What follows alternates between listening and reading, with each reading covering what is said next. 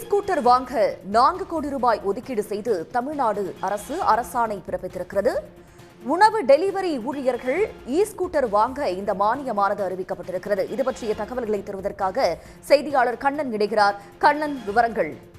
இந்த இணையம் சார்ந்த உணவு டெலிவரி செய்யும் அவ்வூழியர்களின் நலனுக்காக பல்வேறு திட்டங்களை செயல்படுத்தி வருகிறது. இதற்காக நலவாரியம் அமைத்து அவர்களுக்கான அனைத்து வசதிகளும் மேற்கொள்ளப்பட்டு வருகிறது.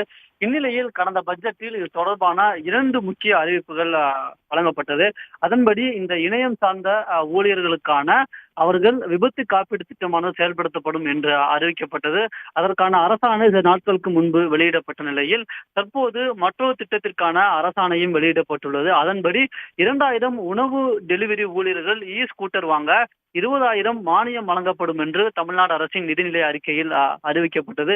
இதன்படி அந்த 2000 ஊழியர்களுக்கான அந்த மானியம் வழங்குவதற்காக 4 கோடி ரூபாயை ஒதுக்கீடு செய்து தமிழ்நாடு அரசானது அரசாணை வெளியிட்டுள்ளது.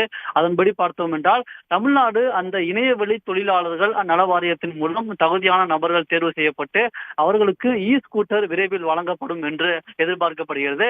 அதற்கான பணிகள் அனைத்தும் அந்த நல வாரியத்தின் ஒப்புதல் பெற்று விரைவில் தொடங்கப்படும் என்றும் தமிழ்நாடு அரசு சார்பில் தெரிவிக்கப்பட்டுள்ளது.